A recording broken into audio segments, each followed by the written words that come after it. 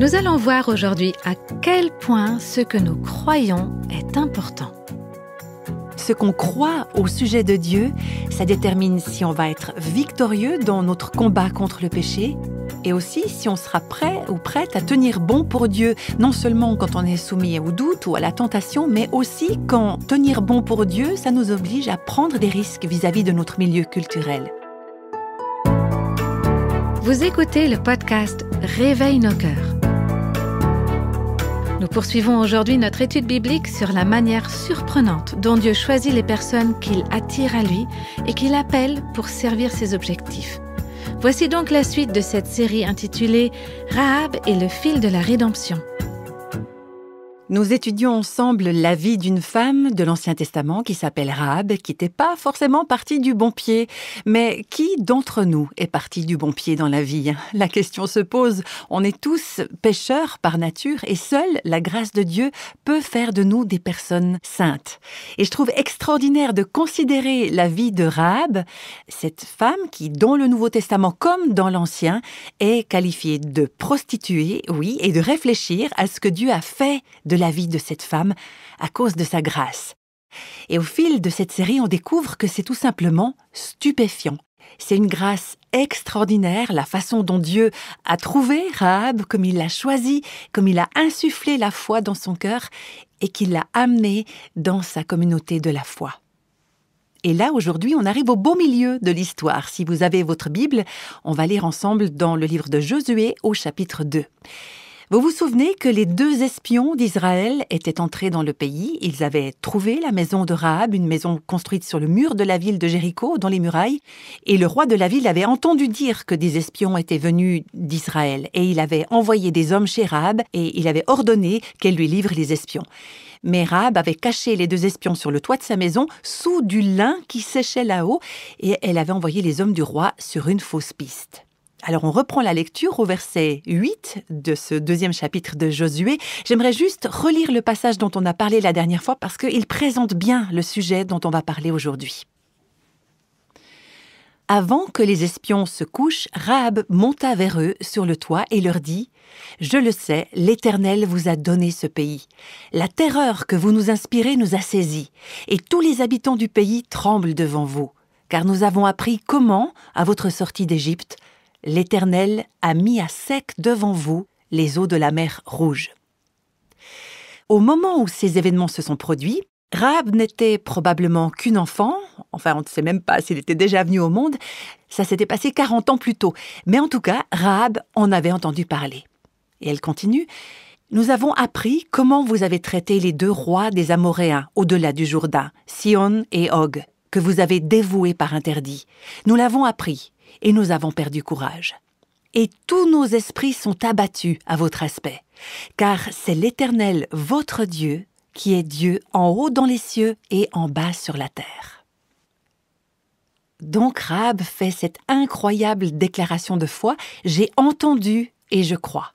Je ne sais pas grand-chose, mais le peu que je sais, je crois que c'est vrai. » Et puis au verset 12, elle continue, « Et maintenant, je vous prie, jurez-moi par l'Éternel que vous aurez pour la maison de mon père la même bonté que j'ai eue pour vous. » Comment est-ce que Rahab a fait preuve de bonté à l'égard des 2 espions ?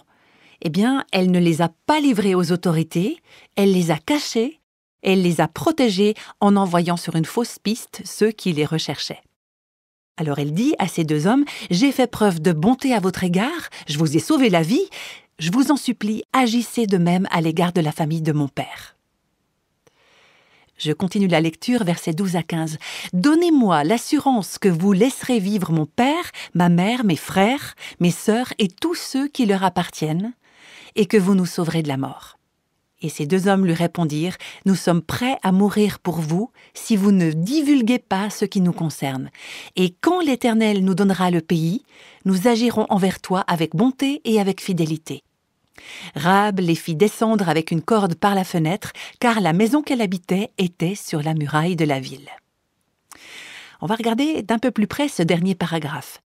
Tout d'abord, il faut dire que pendant des années, il y a certains critiques bibliques qui ont essayé de discréditer les Écritures. Ils disaient que l'histoire de Jéricho n'avait aucune crédibilité historique et un de leurs arguments était qu'il n'y avait aucune preuve de l'existence de maisons construites dans les murs d'une ville dans cette partie du monde.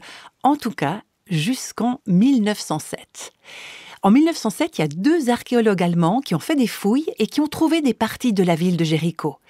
Et leurs découvertes ont confirmé une grande partie du témoignage biblique dont on dispose depuis très longtemps. Ils ont confirmé qu'il s'agissait d'une ville puissamment fortifiée. Ces archéologues et puis d'autres aussi qui les ont suivis nous ont appris que Jéricho était construite sur une colline artificielle qui s'était formée par les ruines superposées d'une ville ancienne. En termes archéologiques, on appelle ça un tell. Tout d'abord, le sol. La ville de Jéricho était entourée d'un grand talus avec une pente escarpée et à la base de ce talus, il y avait un mur de soutènement en pierre d'une hauteur de 4 à 5 mètres et ce mur assurait une résistance à la poussée des terres de remblai. Et au sommet de ce mur de soutènement, il y avait un premier mur en briques de terre cuite de 2 mètres d'épaisseur et de 7 à 9 mètres de haut. Et puis au sommet du talus, au-dessus du mur de soutènement et du mur de briques, il y avait un second mur de briques. Donc on est en présence d'une ville entourée d'un double rempart construit sur ce remblai. Évidemment, elle avait été construite de cette façon pour la protéger contre les envahisseurs. Et quand ces archéologues allemands ont fait leurs fouilles au début des années 1900, ils ont découvert ces doubles remparts et en particulier une courte portion de la muraille inférieure qui était encore debout. Tous les autres murs s'étaient effondrés, mais il y avait une petite portion au nord de la ville qui était encore debout, avec des murs jusqu'à 2 mètres de haut. Et il y avait des maisons construites sur des poutres disposées entre les 2 murs. Ces maisons étaient construites contre le mur extérieur et certaines d'entre elles étaient encore debout. Voilà ce qu'ont révélé ces fouilles archéologiques. Donc il est possible que ce soit l'endroit exact où se trouvait la maison de Rahab. On revient à un autre texte au verset 16 où Rahab dit aux 2 espions « Allez du côté de la montagne, de peur que ceux qui vous poursuivent ne vous rattrapent. Cachez-vous là pendant 3 jours jusqu'à ce qu'ils soient de retour. Après ça, vous suivrez votre chemin. » C'est fou comme Dieu rend courageuse cette femme qui est jeune dans la foi. Il lui donne le courage d'agir d'une manière différente, le courage de s'opposer à la pression de sa culture et d'aller à contre-courant. C'est une femme qui a le courage d'être différente, une femme qui ne se laisse pas couler dans le moule de sa culture. Et c'est ce qu'on a demandé à Dieu de faire dans le cœur des personnes qui nous écoutent à travers ce ministère de Réveille nos cœurs, que Dieu nous donne le courage d'aller à contre-courant de la culture ambiante. Ce que Rahab a fait, c'était très courageux, parce que le fait de cacher les 2 espions envoyés par Israël, le peuple qui venait conquérir Jéricho, ça représentait une trahison de sa part.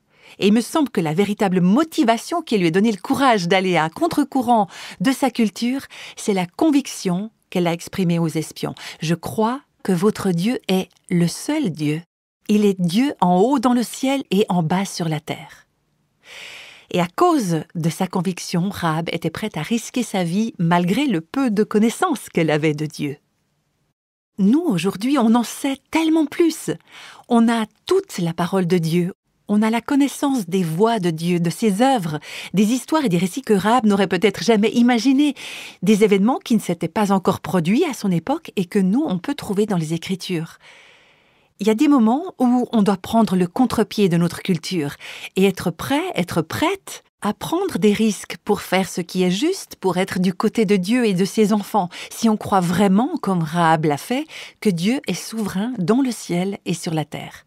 Et ça nous donnera le courage de faire ces choix difficiles pour le bien de Christ et pour son royaume. Le courage de Rahab était enraciné dans sa vision de Dieu. Et c'est important de souligner que notre vision de Dieu est déterminante.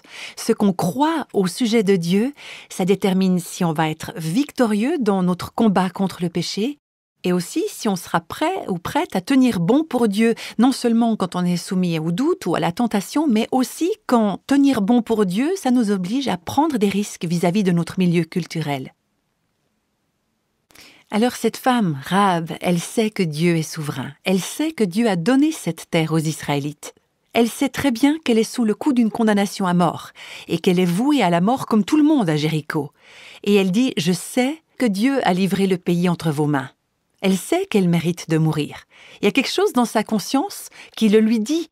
Elle sait que la ville de Jéricho va être prise et qu'elle mérite de mourir. Comme toutes les personnes qui ont vécu et qui vivent encore aujourd'hui sur la terre, parce que le salaire du péché, c'est la mort. Je crois que c'est pour cette raison que les Écritures nous disent si clairement que Rahab était une femme pécheresse. Elles insistent encore et encore sur le fait que c'était une prostituée. Alors pourquoi dire ça ? C'est pour qu'on se rappelle que Rahab était une pécheresse qui méritait son jugement. C'est un constat qui s'applique à nous tous, en fait. Notre nature, à nous, elle est marquée, elle est entachée par le péché. Et par là, toutes et tous, on tombe sous le jugement de Dieu. Et si Dieu peut sauver cette femme et racheter sa vie de la destruction, il peut tout aussi sûrement le faire pour votre vie et pour la mienne. Et c'est ce que Dieu nous montre dans la vie de Rahab. Il manifeste son incroyable grâce. Rahab dit au verset 12 « Et maintenant, je vous prie, jurez-moi par l'Éternel que vous aurez pour la maison de mon père la même bonté que j'ai eue pour vous. » Elle sait que Jéricho va être rayé de la carte. Elle sait que le peuple de Dieu va s'emparer du pays. Elle sait qu'elle mérite de mourir comme tous les habitants de Jéricho, mais elle demande grâce. Grâce, s'il vous plaît, ne me traitez pas comme je le mérite. Est-ce que vous voulez bien me faire grâce ? Donnez-moi la garantie que vous sauverez mon père et ma mère, mes frères et sœurs et tous ceux qui leur appartiennent et que vous nous délivrerez de la mort. Ce que Rahab est en train de faire là, c'est qu'elle supplie qu'on la sauve de la colère à venir. Elle demande à ces deux hommes, qui représentent le Dieu d'Israël, de lui permettre de vivre. Elle veut trouver le salut au sein de la communauté juive de l'Alliance. Elle se rend compte que pour elle, ça signifie quitter son peuple. Ils vont tous mourir, ils sont tous sous le jugement. Elle aussi, elle est sous le jugement, mais elle demande à être épargnée. Elle demande qu'on lui fasse grâce. Elle se rend compte que pour ça, elle va devoir se séparer des gens avec qui elle a toujours vécu. Et elle va devoir s'intégrer à la communauté juive de l'Alliance, et c'est ce qu'elle veut. Elle se rend compte que son seul espoir, c'est de lier son sort au Dieu d'Israël et au peuple de ce Dieu. On pourrait dire que ces deux hommes qui sont venus chez elle sont pour elle comme une bouée de sauvetage. Et elle la prend, cette bouée de sauvetage. Elle s'y cramponne.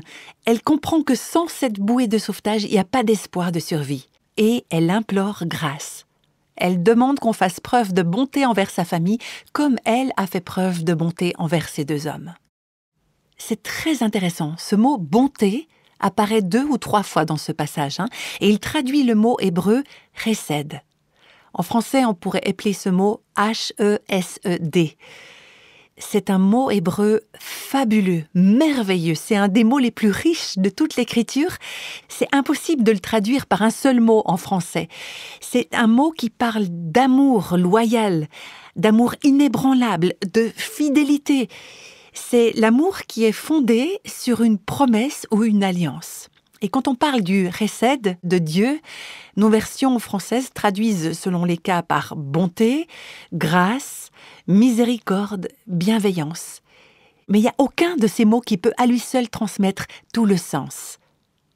Chesed, ça nous parle de l'amour fidèle de Dieu, qui conserve son alliance. Le chesed de Dieu, c'est l'amour de Dieu qui vous trouve quand vous êtes conscient de votre péché. C'est l'amour qui vous sauve, qui vous rachète et qui vous unit au peuple de son alliance et qui ne vous laissera jamais, jamais, jamais tomber. Et Rahab, elle sollicite le droit de bénéficier de cette grâce, de cet amour bienveillant. Elle dit « Je vous ai traité avec bonté, j'ai fait alliance avec vous, j'ai promis de ne pas vous dénoncer, je vais respecter mon alliance. Et maintenant, est-ce que vous allez faire preuve de bonté envers moi ?»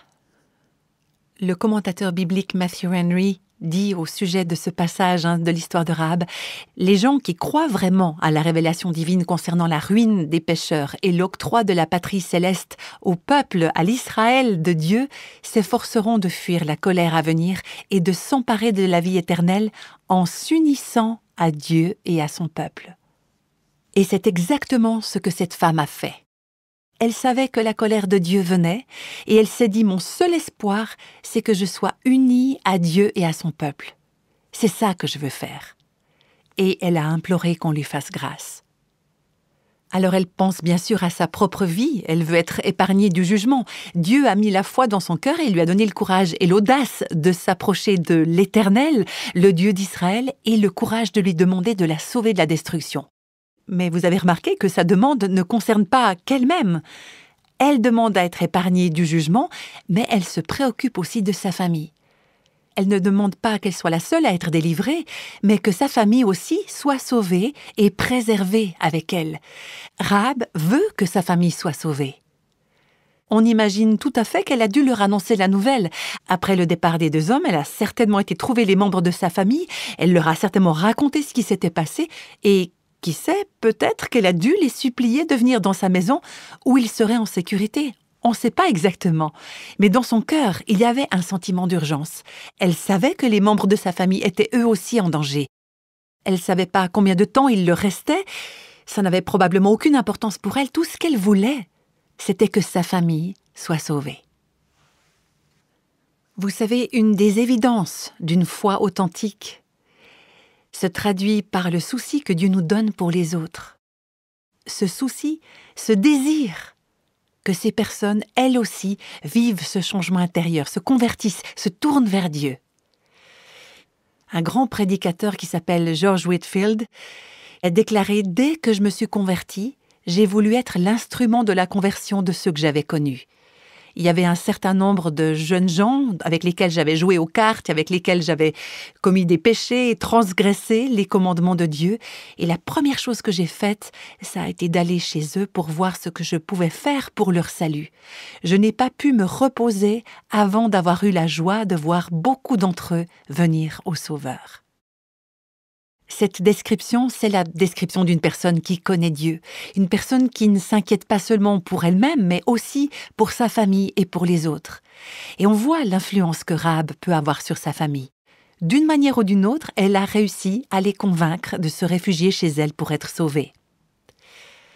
Charles Spurgeon, qui est un prédicateur que je cite régulièrement, avait sur la vie de Rahab 3 merveilleux messages qu'il a prêchés tout au long de sa vie, du moins 3 que nous connaissons. Et dans un de ces messages, il dit « Si nous ne désirons pas que les autres goûtent aux bienfaits dont nous avons nous-mêmes bénéficié, nous sommes soit monstrueusement inhumains, soit scandaleusement hypocrites. » Et puis il ajoute « Je pense que la dernière hypothèse est la plus probable. » Quand on a goûté soi-même aux bienfaits de la miséricorde de Dieu, quand on a goûté soi-même sa grâce, son hesed, sa bienveillance, son amour qui reste fidèle à son alliance, comment ne pas souhaiter que les autres, nos semblables, qui sont sous le coup de la colère de Dieu, comme nous l'avons été autrefois, goûtent et expérimentent eux aussi ses bienfaits. Il y a une femme qui est venue me voir à l'église récemment. La grâce de Dieu a fait un travail remarquable dans son cœur. Dieu a racheté sa vie de la destruction. Il l'a libérée de liens de péché très très forts. Elle a grandi maintenant dans sa foi, elle a expérimenté le hesed, l'amour bienveillant de Dieu. Donc elle est venue me voir et elle m'a parlé d'une de ses voisines, je crois une femme très religieuse qui est imprégnée de religion mais qui ne connaît pas le Christ, qui ne connaît pas, qui n'a pas expérimenté cette nouvelle vie et qui n'est pas consciente qu'elle n'a pas le Christ. Et cette personne qui est venue me voir me disait « Ça me pèse tellement sur le cœur ». Et j'ai prié, j'ai demandé au Seigneur de me montrer comment je pouvais rejoindre cette femme, comment je pouvais l'aider à voir la vérité. Quel genre d'études on pourrait faire ensemble? C'est une femme qui a suivi des cours, elle a eu une instruction religieuse dans son église, mais elle est aveugle et elle ne voit pas la vérité. Comment est-ce que je peux lui montrer la vérité de la parole de Dieu? Et moi, je vous parle de cet exemple parce que c'est exactement le cœur d'une Rahab qui a cru, qui a été rachetée par Dieu et qui désire maintenant que d'autres soient sauvés, soient rachetés avec elle. Et nous, à Réveille nos cœurs, on reçoit beaucoup de lettres, d'emails, de messages de personnes, et il y a beaucoup de mères aussi parmi ces personnes qui nous expliquent comment elles ont à cœur leurs enfants, leurs conjoints, leurs parents, leurs amis, C'est vraiment le cœur de personnes rachetées qui veulent que les autres soient aussi amenés à la foi. Et ce fardeau, si on peut dire les choses comme ça, ce fardeau pour vos enfants, ce désir que votre famille connaisse le Christ comme vous le connaissez, c'est une preuve que vous appartenez à Dieu, que vous êtes enfant de Dieu. Je vous parlais tout à l'heure de Charles Spurgeon, qui nous a transmis 3 messages au sujet de Rahab, quelque chose qu'il a commencé à prêcher 8 ans après sa propre conversion à Christ. Il avait tout juste 23 ans, et il donne des exemples pratiques pour ses auditeurs. Voilà ce qu'il écrit. « Jeune fille, vous qui avez un père qui déteste le Sauveur, priez pour lui. Vous qui êtes mère et qui avez un fils qui se moque de Christ, implorez Dieu pour lui. Mes amis, nous n'imaginons pas ce que nous devons aux prières de nos parents. Je crois que je ne pourrai jamais assez remercier Dieu pour la mère qui intercède. Je pensais alors que c'était bien désagréable de devoir passer un moment dans la prière et dans les larmes. Ma mère me faisait souvent pleurer à cette époque. Si quelqu'un d'autre avait essayé de me parler de ces sujets, j'aurais bien rigolé. Mais quand ma mère se mettait à prier, qu'elle suppliait le Seigneur en lui disant « Sauve mon fils Charles !» et que ma mère s'effondrait, qu'elle ne pouvait plus rien ajouter d'autre tellement elle pleurait, c'était impossible de ne pas se mettre à pleurer aussi. Et j'aimerais vous poser cette question en toute simplicité. Est-ce que vous plaidez auprès de Dieu pour la vie spirituelle des membres de votre famille, pour leur cœur, pour leur âme, pour que ces personnes soient sauvées? Alors soyons très clairs, vous ne pouvez pas les sauver, vous ne pouvez pas les forcer à croire. Mais vous pouvez supplier Dieu comme Rahab a supplié les 2 espions. S'il vous plaît, sauvez-les aussi. Dans votre entourage immédiat, que ce soit des membres de votre famille, de vos amis proches, qui a besoin du Sauveur? Et puis j'aimerais aussi vous poser cette 2e question. Est-ce que vous avez renoncé à prier? L'autre jour, il y a une femme qui m'a parlé d'une de ses sœurs et de son beau-frère. Le beau-frère est en train de mourir d'un cancer et elle m'a dit que depuis toutes ces années, le couple est farouchement mais véritablement opposé au Christ et se moque de l'Évangile. Et voilà qu'aujourd'hui, le mari est en train de mourir. Et cette femme m'a dit, j'ai prié pour eux avec beaucoup d'ardeur. Et puis, finalement, j'ai abandonné. Je me suis dit qu'il n'y avait rien à faire, que ce couple ne croirait jamais en Dieu. Et puis, elle a ajouté, il y a quelques années, Dieu m'a convaincu de recommencer à prier et de le supplier pour leur salut. Alors actuellement, il n'y a toujours aucun signe de changement dans leur cœur et mon beau-frère est en train de mourir. Et elle m'a dit, je m'accroche au Seigneur, je supplie Dieu chaque jour, s'il te plaît, amène-les à la foi. Alors ne nous décourageons pas, continuons de prier. Seigneur, ne te contente pas de me sauver, sauve aussi ma famille, mes amis. S'il te plaît, Seigneur, montre ton hesed, ton amour bienveillant à ceux que j'aime.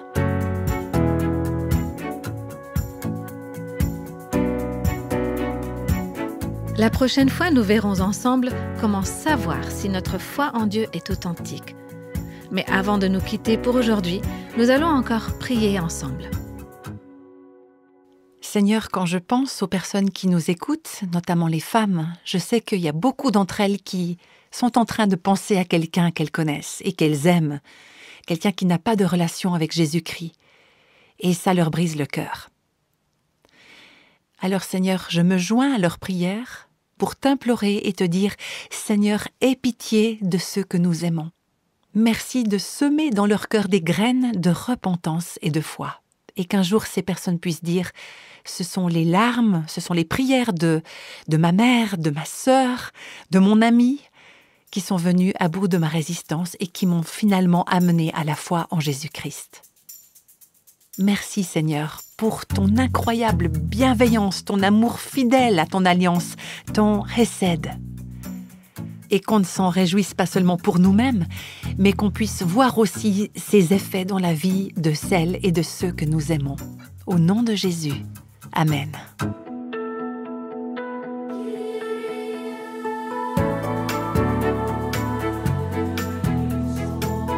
Tous les extraits de la Bible sont tirés de la version Louis II 1910. Réveille nos cœurs est le ministère francophone de Revive Our Hearts, initiative de Life Action Ministries avec Nancy DeMoss Wolgemuth. avec les voix de Christine Raymond et Jeannette Kosman.